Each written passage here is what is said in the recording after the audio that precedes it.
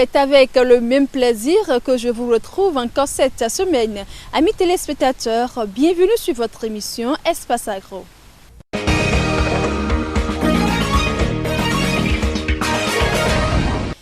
D'une importance capitale dans la vie des êtres vivants, l'eau est une ressource naturelle dont nul ne peut s'en passer. Le réseau AgriPro-Focus Bénin a initié une recherche-action sur les innovations développées par les communautés rurales dans le domaine de gestion de la maîtrise de l'eau à des fins agricoles. Nous vous invitons à suivre le film documentaire qui fait l'inventaire de cette innovation au Bénin.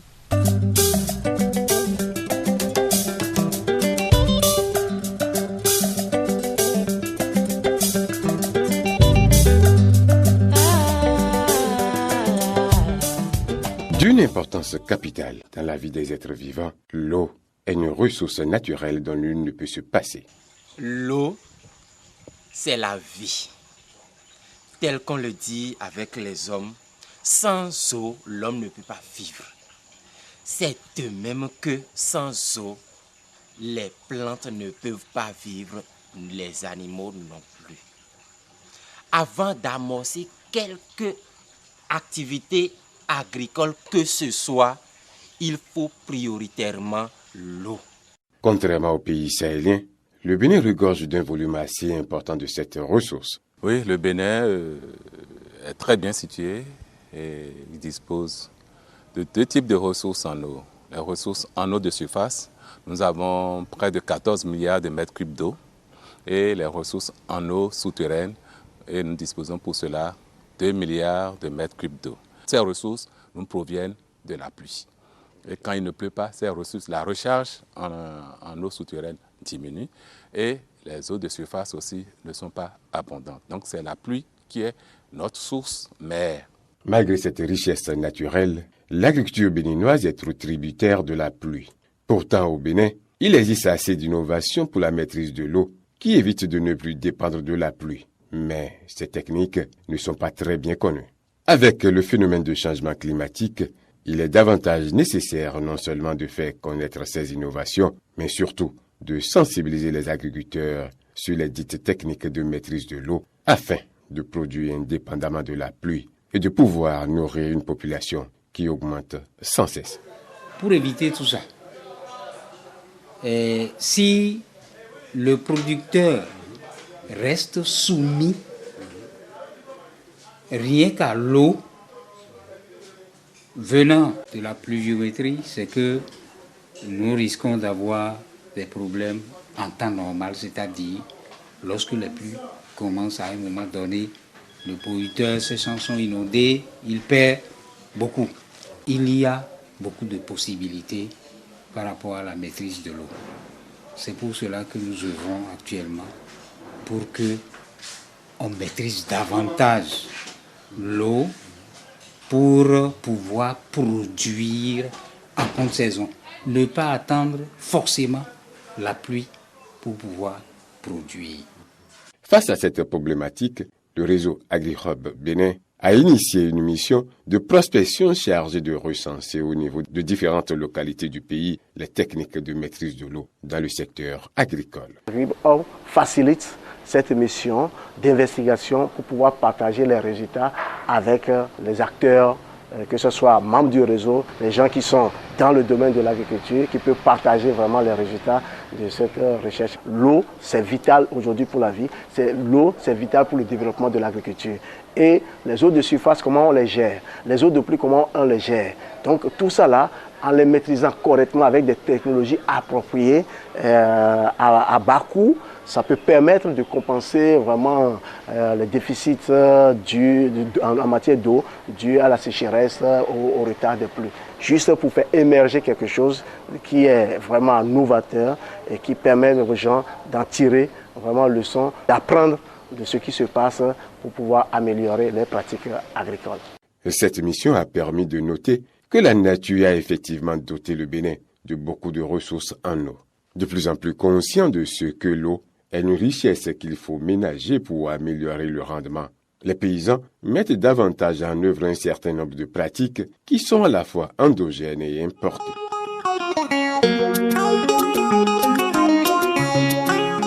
Ainsi donc, il développe plusieurs technologies. L'une de ces technologies est celle des puits tubés.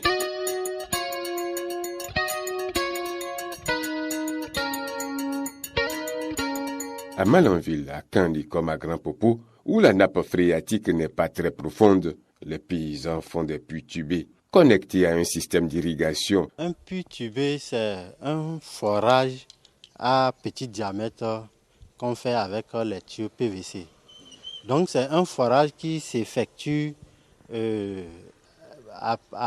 par les artisans locaux et qui nous permet d'avoir accès à la nappe phréatique qui est au plus 11 ou 12 mètres selon les endroits, qui nous permet d'assurer l'irrigation des cultures depuis même le repiquage jusqu'à la récolte des cultures.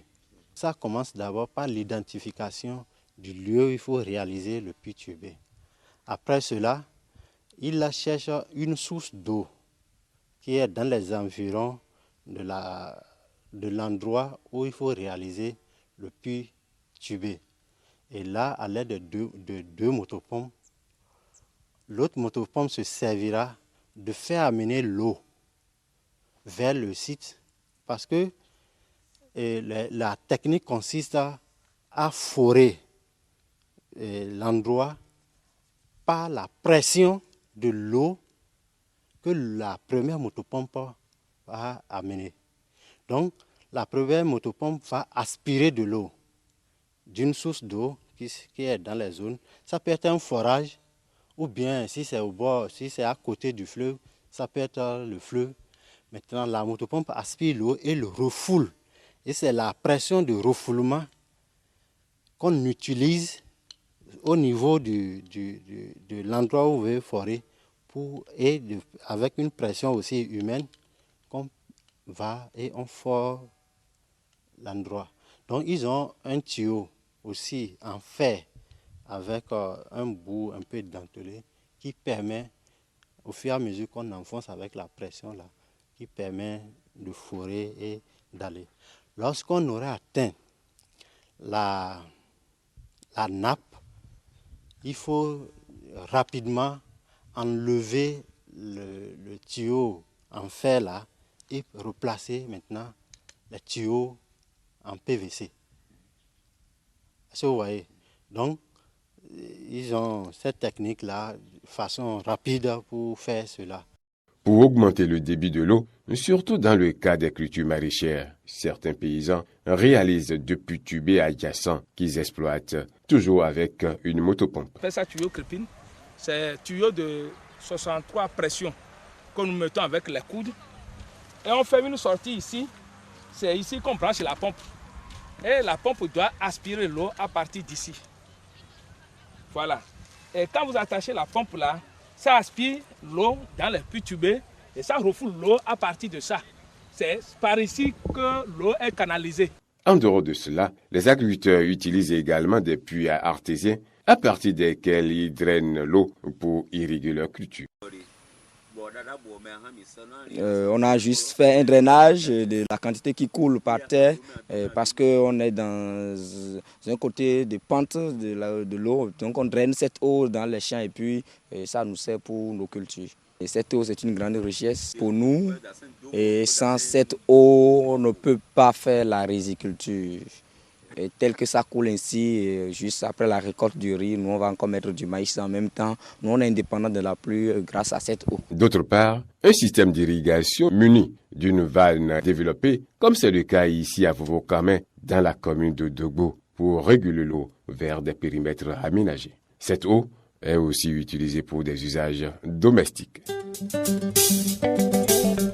Une autre technologie répertoriée est le puits à grand diamètre installé au milieu des champs et exploité au moyen d'une motopompe ou perforé de côté pour une irrigation gravitaire. C'est le cas à Grand Popo et à Dévé dans la commune de Dogbo. Dans d'autres localités comme à Tanguita, par faute de moyens, Les producteurs se contentent de l'utilisation de treuils et des arrosoirs pour exploiter l'eau. Une autre technologie non moins négligeable est l'irrigation gravitaire. À Koussin-Lélé, ou à partir d'une rivière, l'eau est drainée gravitairement pour irriguer des casiers rizicoles. C'est une rivière qui coule depuis là-haut là-bas. Un système de drainage de l'eau est installé à partir de cette rivière et des canaux sont réalisés à travers tout le périmètre, ce qui facilite l'irrigation du site. Nous fermons à volonté les vannes des canaux pour orienter l'écoulement de l'eau sur les parcelles selon le besoin en eau des cultures, ce qui nous permet d'avoir de l'eau durant toute l'année et de produire en permanence. Par an, nous faisons 2 campagnes agricoles. Dans les plaines inondables où le niveau des plans d'eau est inférieur au niveau du sol, les agriculteurs utilisent soit des motopompes ou soit des engins à motricité humaine comme Nagézé pour exploiter l'eau. On amène le motopompe au bord du fleuve, proche du fleuve, et il y a un tuyau où on a mis des filtres, et puis on met ça là dans l'eau, et puis on connecte ça là, au motopompe, et puis après ça, on pique un autre tuyau de l'autre côté pour pouvoir connecter ça à l'installation qu'il y a sur notre site. Il y a des tuyaux partout dans le champ quand même. Même s'il ne pleut pas, il y a l'eau. Dans certaines localités comme à Odo-Chéré, dans la commune de Dassa, et à Tchakalakou, dans la commune de Tukuntuna, des retenues d'eau confectionnées avec ou sans des digues de rétention permettent de collecter les eaux de pluie pour une valorisation de l'eau dans la production végétale et pour la pêche, surtout en saison sèche.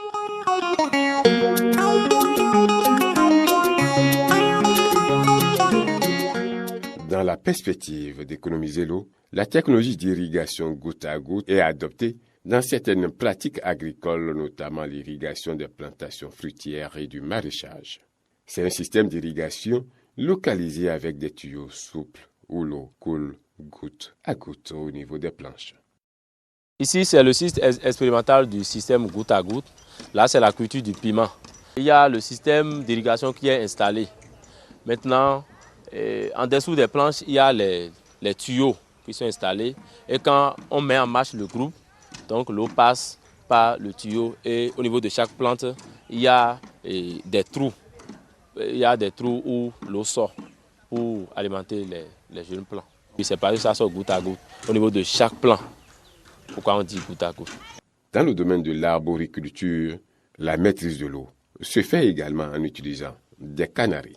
Il y a même des paysans qui sont très ingénieux, qui mettent de l'eau dans des canaries, qui placent au pied des plantes. Vous savez, canari, on perce un peu le bas et l'eau coule goutte à goutte dans le sol et infiltre, mouille la zone racinaire qui permet à la plante de profiter de cette eau et de grandir.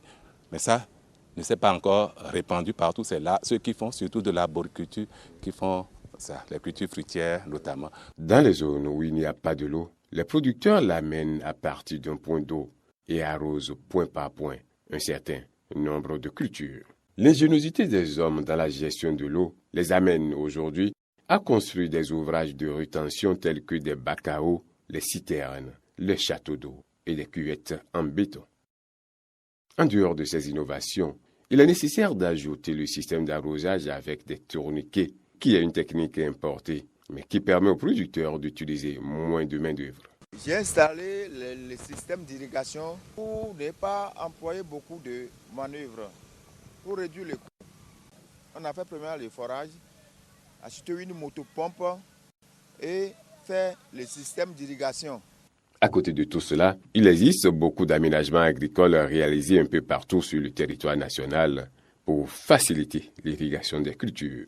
Cette irrigation se fait de façon traditionnelle. Il n'y a pas une machine pour pouvoir canaliser l'eau. Donc on prend la daba pour pouvoir creuser des canaux. Indépendamment de tout cela, les paysans font au niveau des aménagements de bas-fonds des diguettes en cours de niveau pour bloquer l'écoulement de l'eau afin de la canaliser et d'irriguer les cultures. Aujourd'hui aussi, nous avons constaté que ils commencent par adopter un certain nombre d'ouvrages dans le secteur de l'aménagement. Au lieu toujours de confectionner des terres, de confectionner des casiers, tout ça là, certaines coopératives adoptent des ouvrages en béton. Donc ils font des canaux d'irrigation, mais tout est construit avec des ouvrages de maçonnerie qui peuvent rester à long terme. Ça les dispense d'énergie physique, d'énergie économique pour pouvoir vraiment adopter un système permanent de l'eau. Donc ils auront juste les canaux d'irrigation, tout est confectionné au lieu tout le temps de développer les usages endogènes, les pratiques endogènes toujours pour pouvoir exploiter ces éléments. D'autre part, nous avons aussi constaté qu'il y a une forme de gestion qui commence par s'annoncer. Parce que lorsqu'il y a des étangs, de l'eau d'irrigation qui existe, le partage de ces eaux, surtout au niveau des coopératives, s'annonce un peu difficile. Donc les paysans commencent par se comprendre et mettre en place une forme de gestion très simple pour pouvoir maintenant faire une distribution équitable de l'eau au niveau de certains groupements qui adoptent cette technologie. Donc nous pensons que c'est déjà de petites avancées qui commencent par être observées dans le secteur agricole, notamment en termes d'accompagnement pour mieux faciliter la gestion efficace de l'eau. En dehors de la production végétale, l'eau s'utilise également par différentes techniques dans le domaine de la pisciculture et de la production animale. À cet effet, les exploitants agricoles réalisent des étangs piscicoles. C'est grâce à ce lac, aujourd'hui, Songhai fait son élevage piscicole. Vous voyez, nous avons dépassé le jardin. C'est d'ici, nous pompons l'eau du château et du château maintenant vers le jardin pour l'irrigation et l'arrosage des planches. C'est grâce à ce lac que nous arrivons à faire le jardin, que ce soit en saison pluvieuse ou en saison sèche.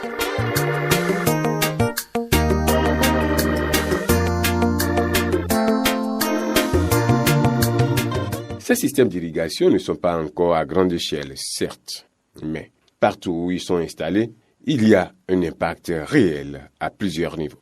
Le site n'était pas si grand comme ça, tel que vous le voyez. C'est à base du système d'irrigation que j'ai agrandi le site. Et donc mes revenus s'accroissent au fil des jours. Sinon par an, je suis à plus de 2 millions. Les jeunes qui sont dans le village, ils viennent souvent demander du job. Et si c'est journalier, tu finis ton travail, je te paie à la tâche. La terre ne ment pas. La terre ne ment pas, c'est rentable. Si je prends une planche de laitue par exemple, nous achetons le sachet à 1500. Le sachet, les graines à 1500. Et dans ce sachet-là, on peut trouver jusqu'à 6 planches, 7 planches. Si on veut vendre une planche, on peut vendre à 5 000, 6 000. Moi, de façon personnelle, je ne vis que du maraîchage. Mon exploitation fait au moins 7 hectares. Je fais plus la pomme de terre et l'oignon. Donc c'est ça qui occupe 80% de mon exploitation. Et je pense qu'en termes de revenus, je suis au moins à 8 millions par campagne. C'est le minimum que j'arrive à tirer. 2 campagnes. Il y a la première campagne où je fais la pomme de terre et l'oignon. La deuxième campagne où je fais le piment et les choux. Ça donne. Moi seul, je vends plus de 300 000. À mon niveau, c'est beaucoup. Quand vous regardez les récolteuses, ceux qui font la récolte même dépassent une centaine. Il y a d'autres qui sont dans le bas-fond. Et grosso modo, ça fait vivre tout le pays, moi je dirais, parce que ça alimente aussi le marché de Dantekwa. Pour le moment, on n'a pas encore fini la récolte, mais déjà les signaux que nous avions aujourd'hui par rapport au prix nous montrent déjà qu'on peut dépasser alors 2 millions par hectare. Quand grosso modo par an, vous pouvez faire alors 3 cultures. On se rend compte que grâce à ces innovations de maîtrise de l'eau, le rendement agricole est doublé voire triplé, d'où une amélioration des revenus des ménages, ce qui favorise par conséquent la disponibilité des produits agricoles et la santé nutritionnelle des consommateurs. Cela renforce ainsi l'économie locale et procure des opportunités d'emploi stables aux jeunes. Elle va créer d'emplois. Cependant, ces innovations auraient beaucoup plus d'impact si les solutions appropriées sont apportées aux difficultés que rencontrent les producteurs dans la maîtrise de l'eau. La première alternative, c'est de créer des facilités aux paysans, de leur donner des facilités en termes d'innovation technique, surtout pour les aider. Le premier type nous avons également aujourd'hui l'adoption des panneaux électriques. les plaques photovoltaïques qui utilisent seulement l'énergie solaire et qui déjà peuvent rendre cette énergie-là disponible. Donc, ils peuvent être indépendants des installations de structures d'électricité du Bénin et même d'ailleurs, et comme ça, là, fonctionner en leur propre autonomie. Ils peuvent aussi vraiment éclairer leur champ, peut-être travailler aussi la nuit, pourquoi pas. Donc, il y a ces petites innovations-là qui commencent par être adoptées progressivement dans le secteur. C'est de très bonnes innovations, mais c'est vrai que le début, c'est un peu coûteux. Mais avec l'accompagnement à long terme, on bénéficie beaucoup plus de ça. Les coûts élevés de ces installations, je crois qu'il y aura un lobbying avec l'accompagnement des bailleurs pour pouvoir aider un peu les paysans à se soulager. Certes, l'État a commencé à faire des efforts en mettant en place le projet matériel agricole, mais il reste encore des efforts à faire pour aller vers la maîtrise de l'eau. Je dois donner l'exemple de la Tunisie, où l'État intervient pour que les paysans aient 60% d'exonération sur le matériel d'irrigation. C'est énorme. Mais je dois inviter surtout les privés à investir et à laisser import-export, comme on dit chez nous, socha, lucha. Ce qui est important, c'est la prise de conscience. Nous savons qu'au départ, beaucoup, compte tenu du fait que la nature nous a dotés de l'eau de pluie, on ne faisait pas beaucoup d'efforts. Maintenant, avec la rareté de la pluie, la prise de conscience est fondamentale et les paysans commencent à s'investir par eux-mêmes. Mais nous aussi, on va en appui et il y a la faculté des sciences agronomiques, le laboratoire d'hydraulique de maîtrise de l'eau et il y a certains cadres qui les appuient dans cette recherche, dans cet appui pour l'innovation technologique. Nos activités, c'est comme je l'ai dit tantôt, c'est les études et le contrôle de l'exécution des travaux. Ce qui concerne les aménagements financés par les projets, nécessairement là, il y a un peu budget ou bien un peu tubé. Et on les équipe en motopompe et en tuyau PVC. Ça, si c'est appuyé par les projets. Au vu de tout cela, AgriHop Bénin a déjà le mérite de faire savoir les techniques qui se développent dans le pays en matière de maîtrise de l'eau à des fins agricoles. C'est une plateforme, un réseau qui offre l'espace à tous les acteurs du monde agricole d'échanger, de se retrouver sur un espace, que ce soit sur le NIG, soit dans des réunions, dans des ateliers, et d'échanger sur des expériences diverses en matière de la production agricole, de la transformation des produits agricoles et aussi de la commercialisation des produits agricoles. Toute initiative qui va dans le sens de la promotion de l'agriculture au Bénin. Il revient à tous les acteurs de prendre conscience des enjeux liés à cette problématique de maîtrise de l'eau au profit de l'agriculture, surtout dans un environnement dominé par les perturbations climatiques, afin de conjuguer les efforts pour faciliter l'amélioration de ces innovations ainsi que leur taux d'adoption.